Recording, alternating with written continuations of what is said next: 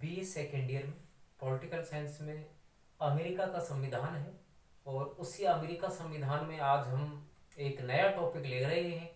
Topic का नाम है शक्ति पृथक्करण का सिद्धांत, पावर ऑफ सेपरेशन। शक्ति का पृथक्करण जानना है कि ये शक्ति पृथक्करण क्या है। देखो विद्यार्थियों, शक्ति से यहाँ तात्पर्य शासन या सरकार की शक्ति से लिया गया है, और पृथक्करण से तात्पर्य लिया गया है बांटना, शासन की शक्तियों को अलग अलग करना। आप ये तो अच्छी तरह से जानते ही हैं, शासन यदि सरकार होती है और सरकार के तीन अंग होते हैं, व्यवस्थापिका, कार्यपालिका और न्यायपालिका। तीन अंग होते हैं, सीधी सी बात है। अब तीनों के काम भी अलग होते हैं। व्यवस्थापिका कानून बनाती है, कार्यपालिका कानूनों को क्रियान्वित करती है, और न्यायपालिका आपको पता है न्याय करती है, और हमारे जो मूल अधिकार हैं, संविधान है, उसकी सुरक्षा भी करती है। तो ये शासन के तीन अंग हो गए। तीन अंग हैं, तीनों के कार्य अलग अलग होते हैं। अब इन कार्य को बांटना, पृथक कर देना कि कौन सा अंग कौन सा काम करेगा, तो इस चीज को ही विस्तृत रूप में व्यवस्थित करने के लिए एक सिद्धांत दिया गया है, और उस सिद्धांत का नाम है सेपरेशन ऑफ पावर, यानी शक्ति पृथक्करण का सिद्धांत। इस सिद्धांत की जो विस्तृत व्याख्या आज के युग में जो की है वो एक फ्रांसीसी दार्शनिक है, और उस फ्रांसीसी दार्शनिक का नाम है मोंटेस्क्यू। क्या नाम है छात्रों? मोंटेस्क्यू। मोंटेस्क्यू ने इस शक्ति पृथक्करण सिद्धांत की विस्तृत व्याख्या की है। इसका अधिकृत व्याख्याता मोंटेस्क्यू को माना जाता है। हालांकि हम मोंटेस्क्यू से पहले की बात करें तो फ्रांसीसी दार्शनिक एक बोधा हुआ था, उसने भी शक्ति पृथक्करण पर अपने विचार दिए हैं। एक जॉन लॉक हुआ है, ब्रिटेन का दार्शनिक, उसने भी शक्ति पृथक्करण पर अपने विचार दिए हैं। और इसके अलावा मेडिसन है, फाइनर है, इन लोगों ने भी शक्ति पृथक्करण की बात कही है। मेडिसन है, उसने भी शक्ति पृथक्करण की बात कही है। और प्राचीन काल की हम बात करें तो प्राचीन काल में अरस्तु ने भी शक्ति पृथक्करण पर सबसे पहले विचार तो अरस्तु ने दे दिए थे प्राचीन काल में। और मध्य युग में सिसरो है, सिसरो ने भी इस पर विचार दिया था, शक्ति पृथक्करण की बात कही थी। लेकिन विस्तृत व्याख्या की बात की जाए आज के युग में तो शक्ति पृथक्करण पर सबसे ज्यादा जो व्याख्या और सबसे महत्वपूर्ण जो विचार रहे हैं वो रहे हैं फ्रांसीसी दार्शनिक मोंटेस्क्यू के। किसके? मोंटेस्क्यू के। तो आपको ये हमेशा याद रखना है, शक्ति पृथक्करण सिद्धांत से जुड़ा हुआ जो नाम आता है उसमें आता है मोंटेस्क्यू का नाम। अब इस शक्ति पृथक्करण का सिद्धांत वैसे तो सभी देशों में मिल जाता है, सरकार के अंग सब में है, और शासन की शक्तियों को सब में बांटा गया है। लेकिन इस शक्ति पृथक्करण सिद्धांत की हम जो देखते हैं, मुख्य भूमिका जो देखते हैं, वो अमेरिका के संविधान में देखते हैं। और ये अमेरिका संविधान की विशेषताओं में भी है। जब हमने विशेषताएं बताई थी, प्रारंभ में विशेषताएं बताई थी अमेरिका संविधान की विशेषताओं से, हमने जब सब संविधान को शुरू किया था अमेरिका के संविधान को, तब उसमें बताया भी था एक विशेषता कि अमेरिका के संविधान में शक्ति पृथक्करण है, शासन की शक्तियों को बांटा गया है। ठीक है छात्रों, तो यहाँ उसी शक्ति पृथक्करण को हम ले रहे हैं। शक्ति पृथक्करण, शासन की शक्तियों को बांटना, शासन के तीन अंग है। अब इस शक्ति पृथक्करण सिद्धांत का अमेरिका के संविधान में बहुत ज्यादा महत्व है। अमेरिका में आपको पता है अध्यक्षात्मक शासन है, शासन की सारी जो शक्तियां हैं, शासन के जो तीन अंग हैं, व्यवस्थापिका, कार्यपालिका और न्यायपालिका, तीनों में इसको बांट दिया गया है। हाँ, तो तीनों में इसको बांटा गया है। किस तरीका से बांटा गया है? अमेरिका संविधान के जो प्रथम तीन अनुच्छेद हैं, अनुच्छेद 1, अनुच्छेद 2 और 3, तीन अनुच्छेदों में इसका पूरा वर्णन है। तो आपको यह भी मालूम होना चाहिए कि अमेरिका के संविधान में मात्र 7 ही अनुच्छेद है, छोटा संविधान है। और अमेरिका के संविधान में इस शक्ति पृथक्करण के बारे में 3 अनुच्छेद में ये स्पष्ट लिखा हुआ है। कैसे लिखा हुआ है? अनुच्छेद 1 में लिखा हुआ है कि शासन की व्यवस्थापन की शक्ति संसद में होगी, कांग्रेस में होगी। इससे पहले हमने कांग्रेस को पढ़ा। कांग्रेस यानी व्यवस्थापिका है, तो शासन की कानून बनाने की शक्ति किसमें है? व्यवस्थापिका में है। तो एक व्यवस्थापिका है। दूसरे अनुच्छेद में क्या लिखा हुआ है कि कानून जो बनाए जाएंगे व्यवस्थापिका के द्वारा, उनको क्रियान्वित करने का काम कार्यपालिका में है तो कार्यपालिका की व्यवस्था की गई है। कार्यपालिका से मतलब यहाँ पूरा राष्ट्रपति है, तो कार्यपालिका की बात है दूसरे अनुच्छेद में, और तीसरे अनुच्छेद में किसकी बात है, न्यायपालिका की बात है। तो तीन अनुच्छेद हो गए, तीनों में तीनों जो अंग है शासन के तीन अंग है, तीनों के अलग अलग रूप में इसकी चर्चा की गई है। अनुच्छेद 1 में तो लिखा है कि व्यवस्थापन शक्ति किसमें होगी, व्यवस्थापन शक्ति होगी, और एक अनुच्छेद में लिखा हुआ है कि व्यवस्थापन की शक्ति होगी कांग्रेस में होगी, 2 में लिखा हुआ है कि कार्यपालिका शक्ति होगी और वो राष्ट्रपति में है, 3 में लिखा हुआ है कि न्याय की शक्ति न्यायपालिका में होगी। तो ये 3 अनुच्छेदों में यहाँ इस तरीका से लिखा हुआ है और शक्ति पृथक्करण की बात यहाँ संविधान में लिखी हुई है। अब हम बात कर रहे हैं कि शक्ति पृथक्करण का अर्थ क्या है, और अर्थ में स्पष्ट हो जाएगी। अर्थ से तात्पर्य यही है कि शासन के जो 3 अंग हैं, तीनों अंग अपने अपने काम को करें, दूसरे कार्य में हस्तक्षेप नहीं करें, ये हो गया शक्ति का पृथक्करण।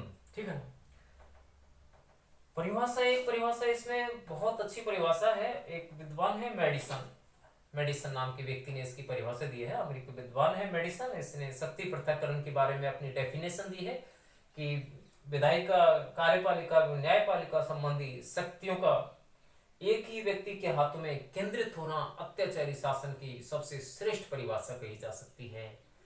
क्या बताया है मेडिसन ने कि जो शासन की जो 3 अंग हैं, व्यवस्थापिका, कार्यपालिका और न्यायपालिका, तीनों अंगों की जो शक्तियां हैं या 3 तरह की जो शक्तियां हैं, न्याय की, कानून बनाने की और उनको लागू करने की, तीनों तरह की शक्तियां एक व्यक्ति या एक संस्था के पास केंद्रित नहीं होनी चाहिए। उनका क्या होना चाहिए, पृथक्करण होना चाहिए, विभाजन होना चाहिए, ऐसा इस मेडिसन के द्वारा दी गई परिभाषा में कहा गया है। और जितने भी हम बात यहाँ करेंगे, चाहे वो मेडिसन की करें, चाहे हम बोधा की करें, चाहे हम अरस्तु की करें, सब ने एक ही बात बताई है कि शासन की शक्तियों का पृथक्करण होना चाहिए, बंटवारा होना चाहिए। जैसे कि अमेरिका संविधान के अनुच्छेदों में ये लिखा हुआ है कि व्यवस्थापन की शक्ति 1 में, कार्यपालिका की 2 में, न्यायपालिका की 3 में है। इस तरीका से विभाजन हो गए। अब हम बात करते हैं कि जो अरस्तु था, वो अरस्तु ने भी बहुत पहले ये बात कह दी थी और उसने शासन के कार्य 3 भागों में बांट दिए थे। उसको नाम दे दिया था असेंबली, मजिस्ट्रेटी और जुडिशरी। आज जिसको हम व्यवस्थापिका, कार्यपालिका, न्यायपालिका कह रही है, ये बात अरस्तु ने बहुत पहले ही बता दी थी। तो अरस्तु ने इस पर बहुत पहले ही चर्चा कर दी थी। बात करें कि हम लॉक ने भी ऐसा ही कह दिया है और बोधा ने भी यही बात कही है, तो सब और जितने भी विद्वान हुए हैं उन सब ने तो एक ही बात कही है कि शासन की शक्तियों में पृथक्करण होना चाहिए, बंटवारा होना चाहिए।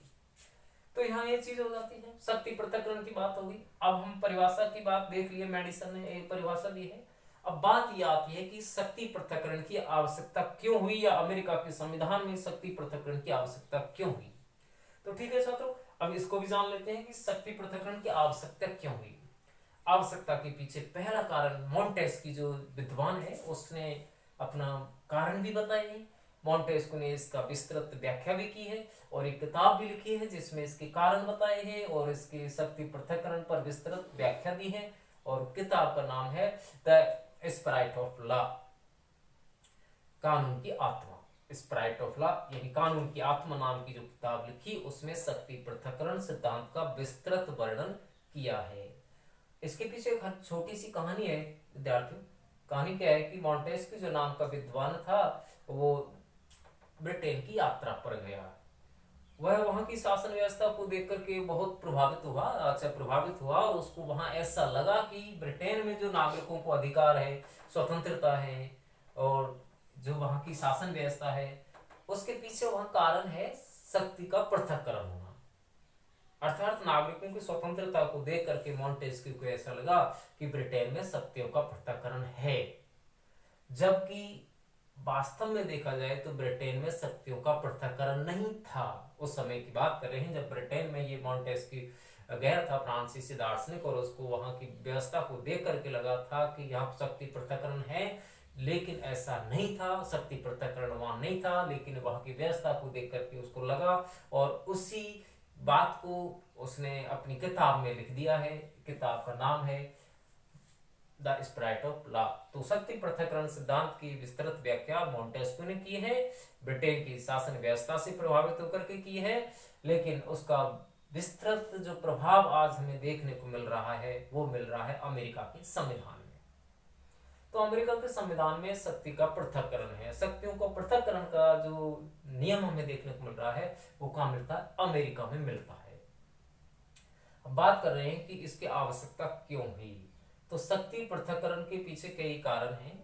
पहला कारण ये होता है कि नागरिकों के अधिकार और स्वतंत्रता की सुरक्षा के लिए शक्तियों का पृथक्करण होना जरूरी है।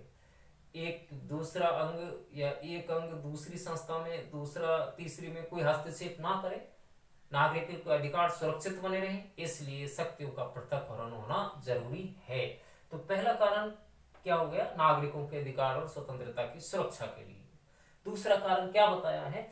शक्ति की निरंकुशता को रोकने के लिए। शक्ति की निरंकुशता से मतलब यह है कि शासन का कोई एक अंग अपने आप में निरंकुश न हो पाए। तो शक्ति की निरंकुशता को रोकने के लिए, उसको यूं कहें कि अत्याचारी बनने से रोकने के लिए शक्ति पृथक्करण का होना जरूरी है। तो नागरिकों के अधिकारों के लिए, स्वतंत्रता की सुरक्षा के लिए, शक्ति की निरंकुशता को रोकने के लिए, किसी शासन को अत्याचारी बनने से रोकने के लिए शक्ति का पृथक्करण होना जरूरी है। अगला कारण बताया है कि शासन को सरल और सुविधाजनक बनाने के लिए, शासन कार्य सरल बना रहे, सुविधाजनक बना रहे, प्रत्येक अंग अपने अपने कार्य में दक्ष हो जाए, प्रत्येक अंग अपने अपने कार्यों को करता रहे, दूसरे कार्य में हस्तक्षेप ना करे, शासन सही तरीका से चले, इसके लिए भी किसको अपनाया गया है? शक्ति पृथक्करण को अपनाया गया है। तो अगला कारण क्या हो जाता है शक्ति पृथक्करण का? कि शासन कार्य को सरल और सुविधाजनक बनाने के लिए। और अगला कारण क्या है? कि जो शासन के जो अंग हैं उनके उत्तरदायित्व निश्चित करने के लिए। अगला कारण क्या है? जो शासन के अंग हैं, शासन के अंग आपको पता है व्यवस्थापिका, कार्यपालिका, न्यायपालिका। तो जो शासन के तीन अंग हो गए, तीनों के उत्तरदायित्व निश्चित करने के लिए भी क्या जरूरी है? शक्ति पृथक्करण का होना जरूरी है। तो शक्ति पृथक्करण शासन के अंगों का उत्तरदायित्व तय करने के लिए जरूरी है। और क्यों जरूरी है?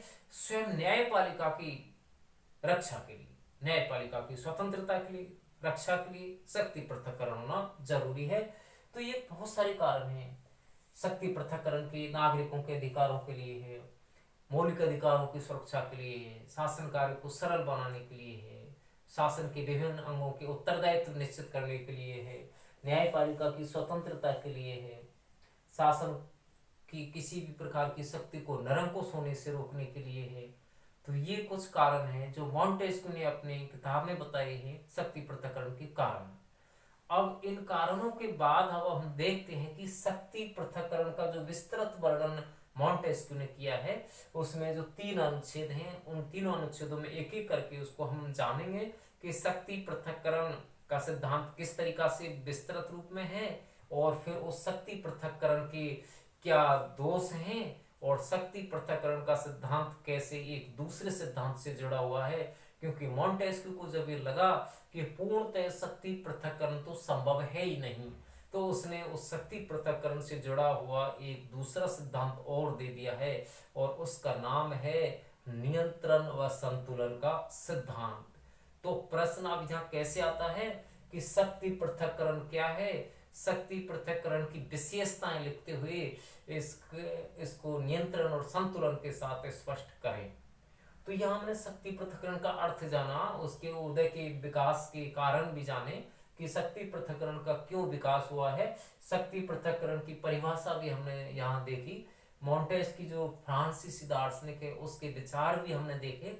उसने यही बताया है कि शासन के जो 3 अंग हैं, तीनों अंग अपने अपने क्षेत्र में स्वतंत्र होने चाहिए, कोई भी एक अंग दूसरे में हस्तक्षेप नहीं करना चाहिए, ऐसा उसने बताया है। और इसकी व्याख्या मॉन्टेस्क्यू ने विस्तृत रूप में की है। तो यहाँ 3 अनुच्छेदों में अमेरिका संविधान की शक्ति पृथक्करण की बात हो जाती है। इसको अब हम दूसरी वीडियो में पूरी तरीका से इसका विस्तार देखेंगे और फिर नियंत्रण और संतुलन के साथ इसका संबंध देखेंगे। ये एक दूसरी वीडियो में होगा। तो यहाँ अपने अर्थ जाना, परिभाषा जाना, उदय के कारण जाने और इसके हमने विस्तृत रूप में अर्थ को जान लिया है। तो ये अगली वीडियो में देखेंगे।